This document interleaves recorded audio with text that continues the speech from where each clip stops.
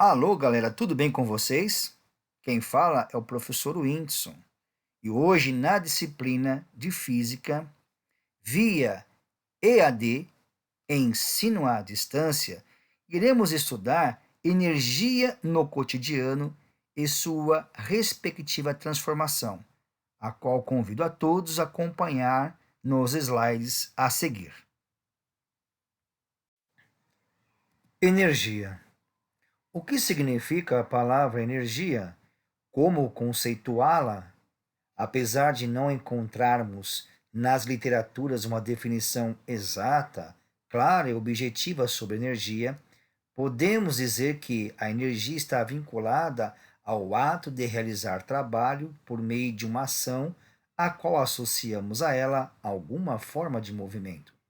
Segundo Lavoisier, energia não pode surgir do nada, nem ser destruída, mas podemos transformá-la em outras formas de energia. Vejamos agora alguns exemplos de energia transformada em nosso cotidiano. Energia química convertida em outras formas de energia: elétrica, mecânica e térmica. Podemos enquadrar nessa modalidade a seguinte atividade: toda a atividade humana realizada a partir de um simples movimento até atingir um esforço físico. Bom, gente, todo o ser humano absorve vários tipos de nutrientes para manter a sua atividade física normal. Mas nesse slide, iremos abordar apenas dois tipos de nutrientes, como forma de energia absorvida pelo corpo humano: no estado líquido e no estado sólido. Esses nutrientes obtidos nesses dois estados físicos, ela é processado pelo corpo humano e convertida em outras formas de energia, ou seja, em energia elétrica, energia mecânica, energia térmica.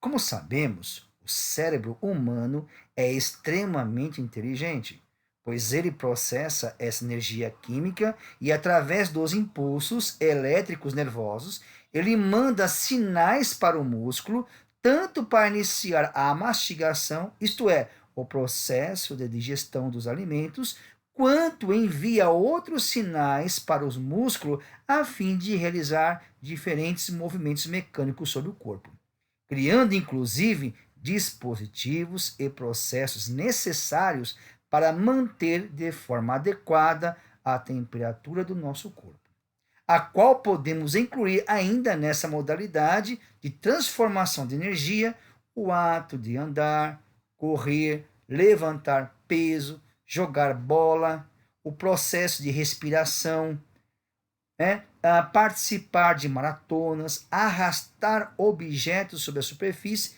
entre outras modalidades. Vejamos agora um exemplo de conversão de energia química para energia mecânica, térmica e luminosa. Podemos enquadrar também com um exemplo desse rol de transformação de energia todas as estrelas de sequência principal que converte durante seu processo de fusão nuclear hidrogênio em hélio. Nesse caso, o hidrogênio ele vai ser o nosso elemento químico. A energia mecânica estará no deslocamento de cada 4 átomos de hidrogênio para formar um elemento mais pesado, no caso o hélio. A energia térmica nesse sistema irá ocorrer durante as colisões dos átomos de hidrogênio na formação desse hélio, gerando assim uma grande liberação de energia sob forma de calor, onde passará a emitir uma luz radiante, a qual denominamos de energia luminosa. Cabe ressaltar que a temperatura de uma estrela em sua sequência principal é cerca de 15 milhões de graus Celsius em seu núcleo. Porém, a temperatura na superfície de cada estrela varia conforme o seu tamanho, ou seja, o seu processo após a acreção. O que significa dizer? Significa que estrelas bem menores que o nosso Sol chegam a ter uma temperatura em torno de 3.000 Kelvin, enquanto estrelas do tamanho do nosso Sol chegam na sua superfície a uma temperatura de 6.000 Kelvin. Já estrelas quase 100 vezes maior que o nosso Sol chegam a atingir em sua superfície uma temperatura próxima de 50.000 kelvins. Sabe-se também que as estrelas que são menores que o nosso Sol vivem mais, devido a consumir menor energia para manter a sua dinâmica acesa, enquanto estrelas maiores que o Sol vivem menos, por consumirem maior energia para manter a sua dinâmica acesa. Concernente à gravidade, podemos dizer que no espaço ela equivale a 0 metros por segundo ao quadrado. No planeta Terra, essa gravidade corresponde em torno de 10 metros por segundo ao quadrado. Já na Lua, essa gravidade equivale a 1/6 da gravidade da Terra, que corresponde a 1,6 metro por segundo ao quadrado. O que isso permite nos concluir? Que cada planeta ou satélite possui a sua gravidade.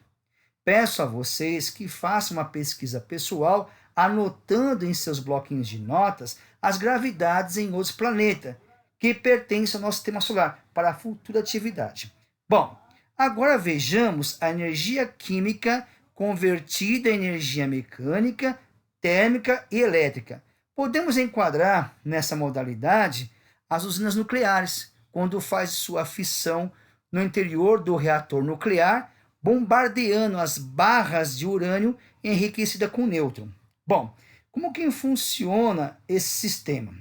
O fissionamento nuclear consiste em dividir o núcleo atômico contido nas barras de urânio em núcleos menores, onde a energia química ocorre entre nêutrons e prótons. Os nêutrons, ao adquirir energia mecânica, deslocam-se em direção ao núcleo do átomo de urânio, criando um fissionamento sobre os prótons, a fim de obter em cada colisão átomos mais leves. Toda atividade realizada pelos nêutrons sobre os prótons faz ocorrer uma enorme força de coesão, altamente radioativa, acompanhada de grande liberação de energia térmica sob forma de calor, onde se faz necessário bombear água do mar e dos rios para fazer o arrefecimento do reator. Essa água, ao passar pelo reator, se evapora em alta pressão, gerando assim uma alta energia elétrica devido girar a turbina desse reator. Então, essa água passa pelo reator, ela se vaporiza devido ao alto calor liberado naquele momento, e aí essa água ela vaporiza, empurrando em alta pressão a turbina, fazendo girar tensões elétricas de alto valor. Energia química convertida em energia térmica e mecânica em motores de 4 tempos. A imagem a seguir, representada em corte na tela do seu monitor, refere-se a um veículo com motor de combustão interna de 4 tempos. Como funciona o movimento mecânico desse motor? Para iniciarmos a explicação, peço a vocês que prestem atenção nesta imagem em tela, a qual iremos abordar alguns aspectos importantes. Na parte central deste motor, até a região superior, destacado na cor azul acinzentado, temos o cabeçote, uma região de alumínio e ferro fundido, enquanto na parte central do motor, para baixo, temos a região de ferro-aço fundido. Na região superior do motor, encontramos a vela de ignição, carregada com eletricidade, e 2 válvulas, uma do lado esquerdo, denominada válvula de admissão, e outra do lado direito, chamada válvula de escape. No primeiro estágio, conhecida como fase de admissão, o pistão é deslocado para baixo, fazendo com que a válvula de admissão se abre, aspirando para o interior da camisa a mistura de ar mais combustível, enquanto a válvula de escape permanece fechada, conforme podemos observar novamente na tela do seu monitor.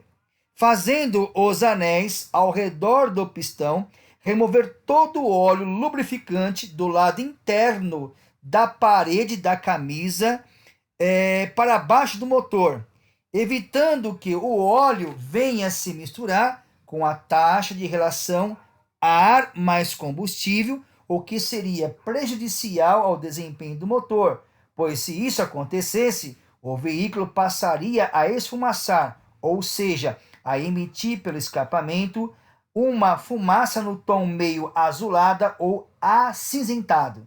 A remoção deste óleo para baixo permite que o conjunto biela e virabrequim, mancais e outras partes do conjunto mantenha-se bem lubrificados na parte inferior do motor, isto é, na região do ferro, evitando maior desgaste do mecanismo devido ao atrito cíclico severo corrido pelo movimento mecânico do motor. No próximo slide, iremos ver o estágio de compressão da relação ar mais combustível. Vejamos. No segundo estágio, denominado estágio de compressão, a taxa de relação ar mais combustível é comprimida pelo pistão ao ser deslocado para cima no interior da câmara de combustão, lubrificando com óleo simultaneamente toda a parte de baixo do pistão durante o seu curso. Nesse estágio, as válvulas de admissão e de escape permanecem fechadas, conforme podemos observar na tela do seu monitor. A energia envolvida no primeiro e segundo estágio corresponde a 3 tipos de energias. Energia elétrica, por conduzir o combustível, isto é, a energia química para o interior da câmara de combustão, e energia mecânica ao realizar o movimento no curso do pistão durante a abertura e o fechamento das válvulas de admissão e de escape. Vejamos no próximo slide o terceiro estágio, o estágio da explosão da relação ar mais combustível. Terceiro estágio, representado pelo estágio da explosão. Nesse estágio, as válvulas de admissão e de escape permanecem fechadas. A explosão ela ocorre no momento em que o pistão encontra-se próximo à vela de ignição, a qual é disparado uma faísca elétrica que percorre toda a mistura de ar mais combustível comprimido. Esse faiscamento elétrico ou centelha causa uma explosão no interior da câmara de combustão, liberando uma certa quantidade de energia sob forma de calor, devido a reações químicas manifestadas durante o processo, a qual é convertida, isto é, transformada em outras formas de energia, ou seja, energia mecânica ao empurrar o pistão violentamente para baixo. Estágio número 4, representado pelo estágio da exaustão ou de escape. Nesse estágio, a válvula de admissão permanece fechada, enquanto a válvula de escape encontra-se aberta.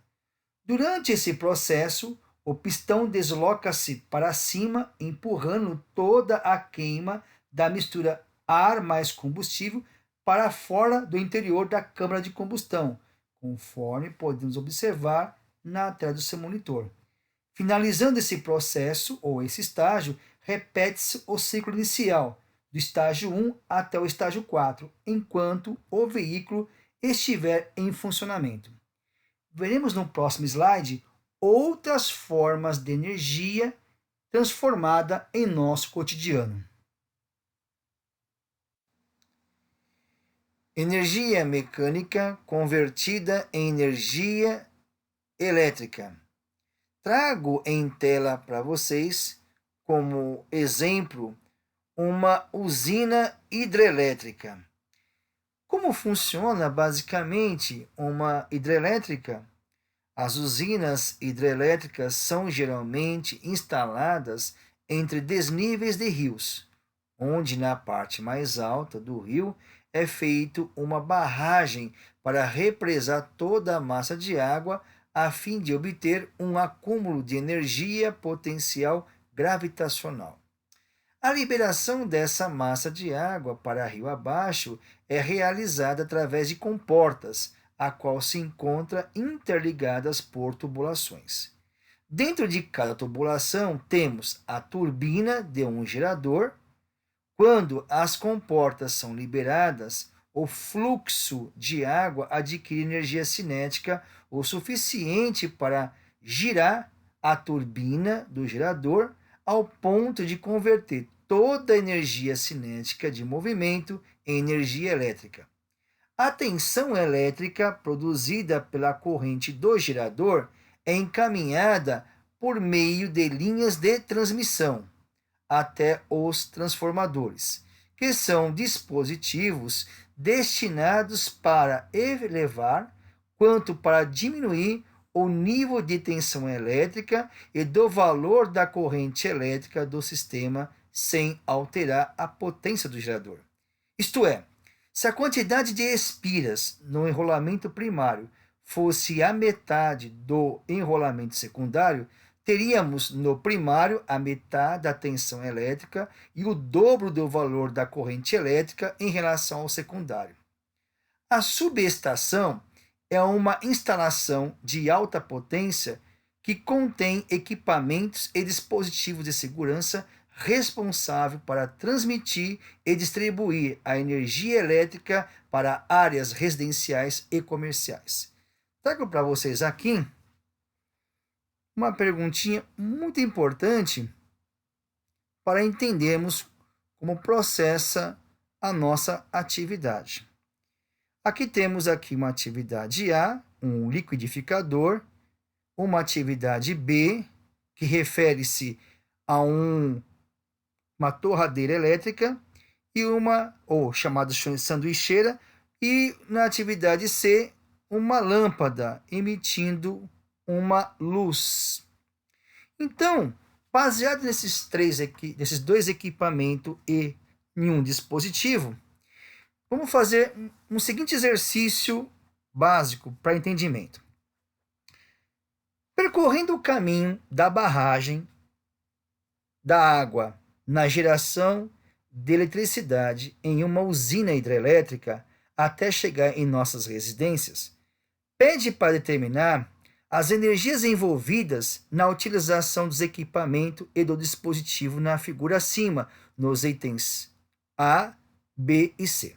Bom, então, com base lá na geração da eletricidade, lá no começo da barragem até as nossas residências, no item A, quais são as energias que nós temos envolvidas?